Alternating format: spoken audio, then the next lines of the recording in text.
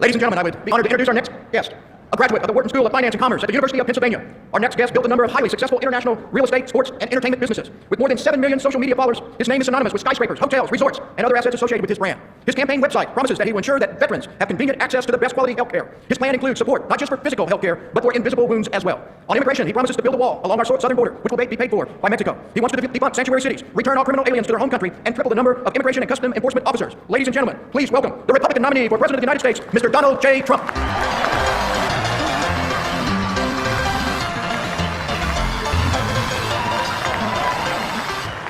Thank you so much. What a great honor and privilege to speak to you today. The American Legion is very, very special, so thank you very much. I want to thank Commander Dale Barnett, and your vice commanders, and your constitutional officers. You have all done such an incredible job. The fact is, you are incredible people. The men and women of the American Legion represent the best, absolute best of America. Strength, courage, selfless devotion. Your organization and its members have done so much to defend our country, our flag, and to advance the cause of Americanism, not globalism. Remember, America first, America first. You're one group I don't have to tell you to remember it also. You know it. We are in your debt very deeply. I will never let you down. Together we're going to work on so many shared goals. But I want to begin by discussing one goal that I know is so important to you, promoting American pride and patriotism in America's schools. Very important. In the Trump administration, I plan to work directly with the American Legion to uphold our common values and to help ensure they are taught to America's children. We want our kids to learn the incredible achievement of America's history, its institutions, and its heroes, many of whom are with us today, I can tell you, including, by the way, two special people, Mayor Rudolph Giuliani and Senator Jeff Sessions. They're right here. We will stop apologizing for America, and we will start celebrating America. We will be united by our common culture, values, and principles, becoming one American nation, one country, under one constitution, saluting one American flag, and always saluting it. The flag all of you helped to protect and preserve. That flag deserves respect, and I will work with the American Legion to help to strengthen respect for our flag. You see what's happening? It's very, very sad.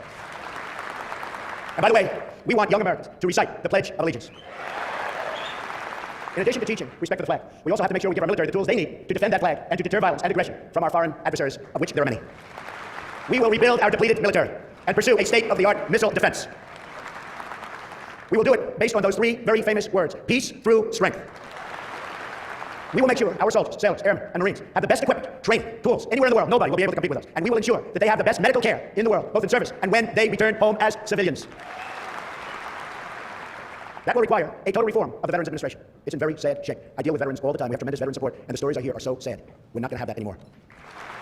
I've laid out a 10-step VA reform plan that you can review on my website. Here are the basics. I will appoint a Secretary of Veterans Affairs whose personal mission will be to clean up the VA. The Secretary's sole mandate will be to serve our veterans, not bureaucrats, not politicians, but our great veterans. I'm going to use every lawful authority to remove and discipline anyone who fails our veterans or breaches the public trust, which is what it is. It's a public trust. I will appoint a commission to investigate all the wrongdoing at the VA, and there's plenty, and then present those findings to Congress as the basis for reforming the entire system. We're going to get you fantastic service. It's going to happen, believe me. We'll ensure every veteran in America gets timely access to top quality care, including the best care in the world for our female veterans. The Veterans Health System will remain a public system because it is, after all, a public trust. But never again will we allow any veteran to suffer or die waiting for care. That means veterans will have the right to go to a VA facility or the right to see a private doctor or clinic of their choice, whatever is the fastest and best for veterans. People are not going to die waiting online to see a doctor. It's not going to happen. The veteran will be in total control. Should I have the honor of serving as president, we're also going to start facing the world with confidence again. We are going to uphold the laws of the nation and defend our sovereignty and security, and we are going to defend our border. I just came back from a wonderful meeting with the President of Mexico, where I expressed my deep respect for the people of this country and for the tremendous contributions of Mexican Americans in our country, and they have made tremendous contributions. Many are in our armed services. You know how good they are. I want to again thank him for his gracious hospitality and express my belief that we can work together to accomplish great things for both countries. That's Mexico and the United States. We agreed in the meeting on the need to stop the illegal flow of guns, drugs, cash, and people across the border, and to take out the cartels. Have to get rid of those cartels, and we have to do it quickly. Our country is being poisoned. Our country is being poisoned. We're also talked about the importance of working to keep jobs and wealth in our hemisphere. A more prosperous Mexico means fewer illegal border crossings and a better market for products made in the United States. When I'm president, I'm going to look at every trade deal we have across the world and see what steps must be taken to protect American jobs and create new opportunities for the American worker. The American worker has been forgotten, and we're not going to let that happen. We will fight for every last American job, and we will have friendships with other countries, but they will not take advantage of us any longer. That I can tell you. We're going to show ourselves and the world again what a strong and growing American economy can look like. We're going to give major tax relief to every worker and small business in this country, bring thousands of new companies and millions of new jobs back to our shores, and unleash an American energy revolution, which we have to do. We will also be appointing justices of the United States Supreme Court, who you will be very proud. You will be extremely proud when we name them. You've already seen some of the people and the kind of people that we want. Justice Scalia, passed away recently, serves as an absolute perfect focal point. He is the kind of person we want on the United States Supreme Court. I will nominate men and women to the court who meet the high standard of Justice Scalia, and judges who have the wisdom and integrity to follow the law and just not make it up any way they want to make it up. Above all, these next 4 years, I will be uncompromising in the defense of the United States and our friends and our good allies. We are going to end the era of nation building and create a new foreign policy joined by our partners in the Middle East that is focused on destroying ISIS and radical Islamic terrorism. We will extend the hand of friendship to any nation that will work with us in good faith on this vital mission, and we want this mission to be accomplished quickly. At the same time, we will change our immigration screening procedures to help keep terrorists and extremists out of our country. We have enough problems. Our country has enough problems. We don't need that one. And that includes stopping the influx of Syrian refugees.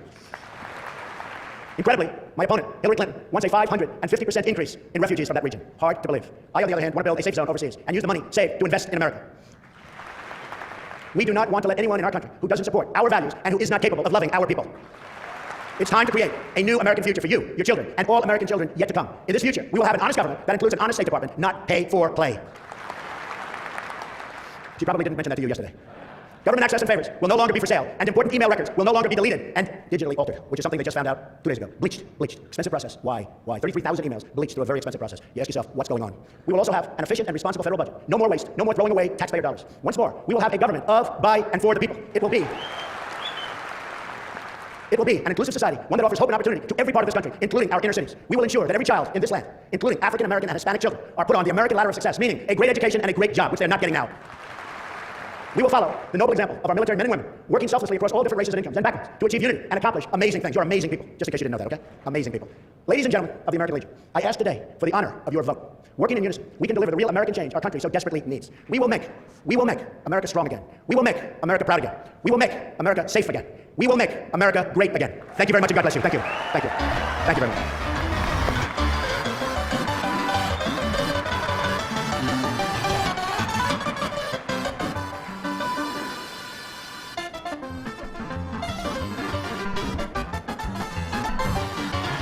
Our next guest served as First Lady of the United States for 8 years. She was elected to represent New York in the U.S. Senate in 2000. She also served as our nation's 67th Secretary of State from January 21st, 2009 to February 1st, 2013. Before entering political life, she was an accomplished attorney in Arkansas and also served as that state's First Lady from 1979 to 1981 and 1983 to 1992. She earned a Bachelor of Arts in Political Science at Wesleyan College and is a graduate of the Yale Law School. Her campaign website promises that she will support veterans and ensure that they have the opportunity and tools they need for success when they return home. She also promises to strengthen services and support for military families and keep our military strong and resilient. Ladies and gentlemen, please welcome the Democratic nominee for President of the United States, former Secretary of State, Hillary Clinton.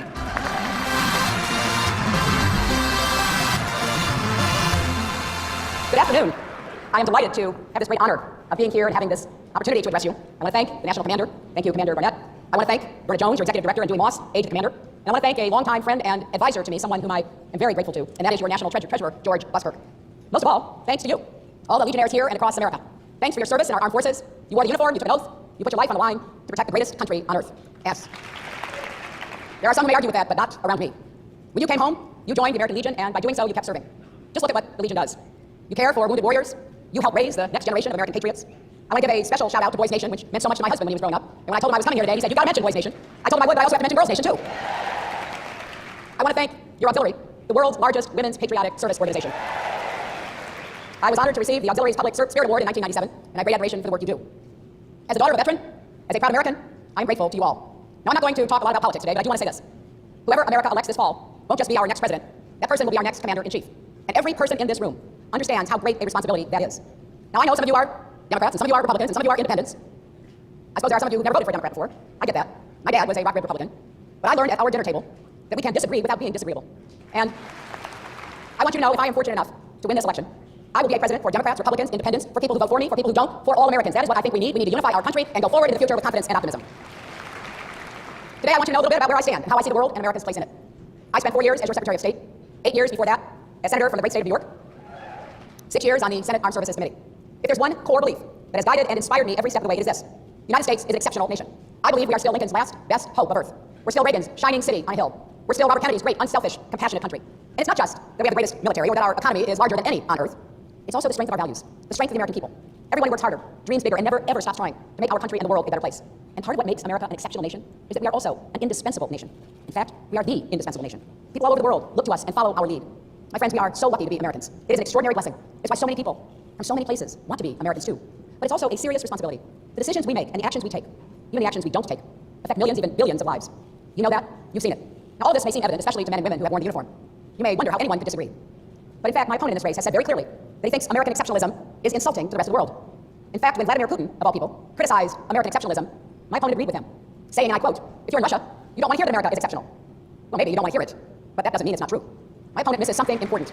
When we say America is exceptional, it doesn't mean that people from other places don't feel deep national pride just like we do. It means that we recognize America's unique and unparalleled ability to be a force for peace and progress, a champion for freedom and opportunity. Our power comes with a responsibility to lead, humbly, thoughtfully, and with a fierce commitment to our values. Because when America fails to lead, we leave a vacuum. that either causes chaos or other countries or networks rush in to fill the void. So no matter how hard it gets, no matter how great the challenge, America must lead. The question is how we lead. What kind of ideas, strategies, and tactics we bring to our leadership. American leadership means standing with our allies, because our network of allies is part of what makes us exceptional. No other country in the world has alliances like ours. Russia and China have nothing close. We stand with our allies because generations of American troops fought and died to secure those bonds, and because they deliver for us every day. Our allies share intelligence on terrorists. They provide staging areas for our military so we can respond quickly to events on the other side of the world. Other nations' soldiers, sailors, airmen, and Marines often fight side by side with ours. Some of you may have served and fought alongside men and women from other countries. You saw them in action. You know how important these bonds are to our security. Threatening to walk away from our alliances, ignoring the importance that they still are to us, is not only wrong, it's dangerous. If I'm your president, our friends will always know America will have your backs and we expect you to have ours. American leadership means bringing the world together to solve global problems as only we can. The United States built the international coalition against ISIS. Now we're working with partners to take back territory and defeat them without getting drawn into a ground war. We brought the world together to impose sanctions on Iran and secure a deal that puts a lid on Iran's nuclear program without firing a single shot. You don't build a coalition by insulting our friends or acting like a loose cannon. You do it by putting in the slow, hard work of building relationships. Getting countries working together was my job every day as your Secretary of State. It's more than a photo op. It takes consistency and reliability. Actually, it's just like building personal relationships. People have to get to know that they can count on you, that you won't say one thing one day and something totally different the next. And it certainly takes more than trying to make up for a year of insults and insinuations by dropping in on our neighbors for a few hours and then flying home again. That is not how it works. American leadership means leading with our values, in pursuance of our interests, in protection of our security. At our best, the United States is the global force for freedom, justice, and human dignity. We celebrate our diversity as a source of national strength. Just look at our armed forces, which represents all races, religions, ethnicities, and yes, immigrants from other countries, all fighting for the red, white, and blue. We stand up to regimes that abuse human rights. We stand up for religious and ethnic minorities, for women, for people with disabilities, and we comport ourselves with honor. There's no better proof of that than what our Navy SEALs did during the raid to kill Osama bin Laden. I was deeply honored to be part of that small group advising the president. I brought to those discussions my experience as a senator from New York on 9/11, and my commitment to do whatever I could in whatever role I had to bring bin Laden to justice. You've all seen the picture of us crowded into the smaller situation room watching the video screen. Every second counted. One of the copters misgauged how high the wall was around the courtyard, clipped the tail, getting disabled. It didn't stop the SEALs from rushing out, getting into the compound, returning fire against bin Laden's bodyguards, taking on his adult son, and finally bin Laden himself. But the SEALs knew that they had to destroy the helicopter before they left. I was holding my breath through the entire operation. Because at any time, Pakistani soldiers could have arrived. This compound was in a military garrison city, actually the home of their military academy. So yes, every second counted. But still, our SEALs took the time to move the women and children, bin Laden's family members, to safety before destroying the helicopter. That is what honor looks like. That is America at our best. Maybe the soldiers of other nations wouldn't have bothered. Or maybe they'd have taken revenge on those family members of terrorists. But that is not who we are. And anyone who doesn't understand that doesn't understand what makes our nation great. And let me say something else about American greatness. There's no question. We face real threats and real enemies that we need to confront and defeat. But my opponent is wrong when he says America is no longer great. Consider the record of the past 8 years. In 2009, our global economy was collapsing. Osama bin Laden was plotting. We had more than 180,000 troops fighting 2 wars. Iran was racing for a nuclear weapon. Many of our allies were less supportive of American leadership than they had been in decades. Look where we are now. We've pulled the global economy out of free fall thanks to the hard work and sacrifice of the American people. We've redeployed well over 100,000 troops from Iraq and Afghanistan so they can go home, rest, and train for future contingencies. We cut off Iran's path to a nuclear weapon. We convinced Russia to reduce their nuclear weapons arsenal. We protected our ally Israel, and we brought Osama bin Laden to justice. We did that. We Americans did all of that, working together across party lines. And there's no question we have more work to do. But let's be clear, we are stronger together. And it will be my goal, if I am fortunate enough to be your president, to bring people back together again, to set our goals and move forward to achieve them. I know we can't cozy up to dictators. We have to stand up to them.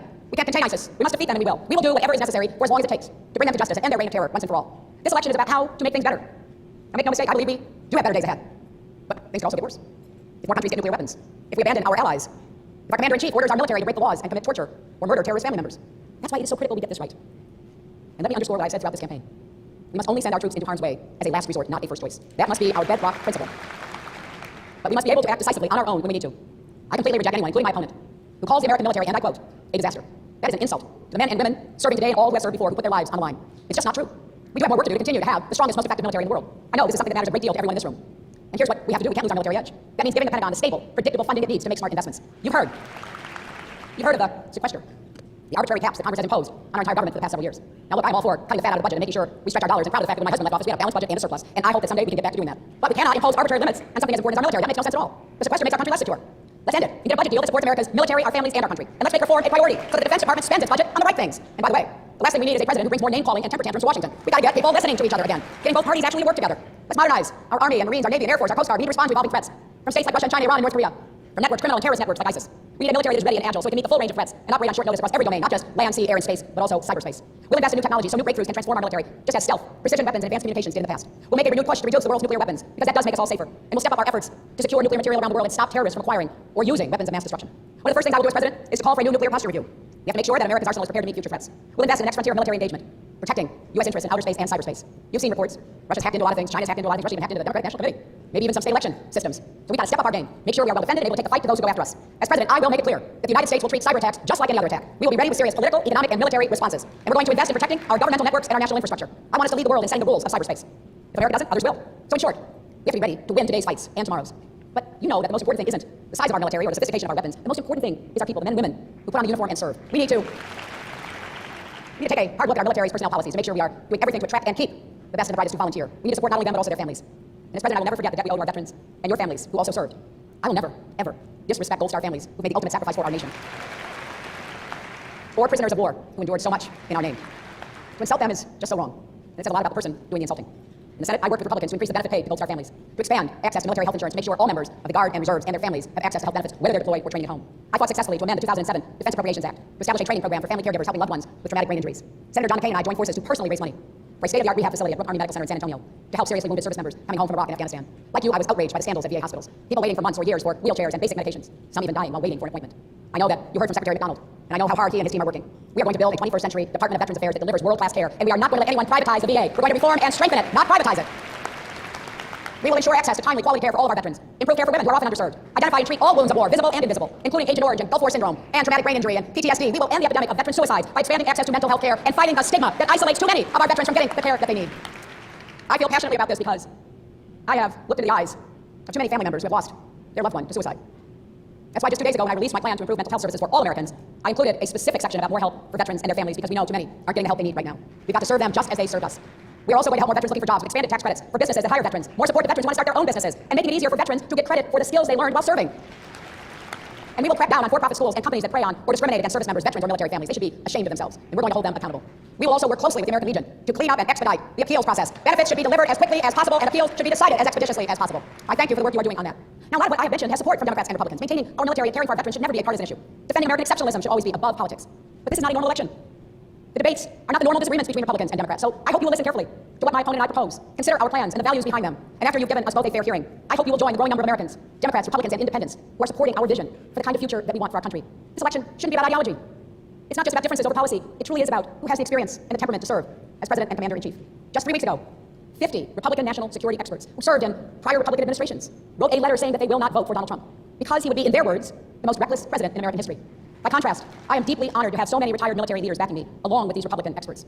I'm supported by people on both sides of the aisle, and both sides of the debates that have defined our foreign policy for the last 30 years. They know I believe in a bipartisan foreign policy. They know I believe we should be finding ways to bring our country together around national security, our role in the world, our values. They know they can count on me to do that. And what matters to them is that we make the right choice in November. The stakes this fall are as high as any election in our lifetimes. So I'm going to keep raising these issues, keep telling people where I stand, laying out plans for what I do if I'm elected. I have to tell you, it is a little funny to me. I get criticized for having so many plans. People say, oh, there she goes with another plan about mental health, about veterans. Well, I have this old-fashioned idea. If I'm asking for your vote for president, I should tell you what I want to do as your president. So yes, I have laid out plans, and I'm going to work my heart out to implement those plans. And if I win this fall, no one will work harder for our troops, our veterans, and our military families. This is personal to me, starting with my dad. Same as you, Rodham. He enlisted in the Navy shortly after Pearl Harbor. He became a chief petty officer at Great Lakes, north of Chicago, responsible for training thousands of young sailors before they shipped out to sea, mostly the Pacific Theater. After my dad died, I received letters from men who had served under him. I treasure them to this day. My father told me how emotional he got when he accompanied his trainees to the West Coast and saw those young sailors get on board their ships. He knew some of them wouldn't survive. But he believed in their cause, he believed in them, and they went to serve, to protect our country. They knew their country needed them. Over the course of the last years, I've also had the privilege of working with, helping and supporting so many active duty and retired military members and families. First as First Lady, then as Senator, then as Secretary of State. Whenever I would go anywhere representing you and be privileged to meet with the men and women who serve our country, I would sit down if we had a chance and hear what was on their minds, shake hands and take pictures, sometimes bring messages back to their loved ones. And I too knew that some of those young men and women wouldn't be coming home either. It's that kind of courage and honor that our men and women in uniform demonstrate every single day. I will never forget that. And I would expect the American Legion to be my partner in the White House. Make sure I never do. You and all our veterans deserve nothing less. Our respect, our thanks, but you also deserve a country that honors your service, not just with words, but with deeds. That's why the American Legion is so critical, working every day to make sure America lives up to that standard. I will be doing that work right alongside you if I am given the great honor to serve as your President and Commander-in-Chief. Thank you all. God bless you, and God bless the United States of America. Thank you. Secretary Clinton, I'd love to give you one of our medallions inscribed with words for God and country. Thank you for your kind words to our veterans, your support of veterans, and we wish you the very best. Can I show it to the rest of the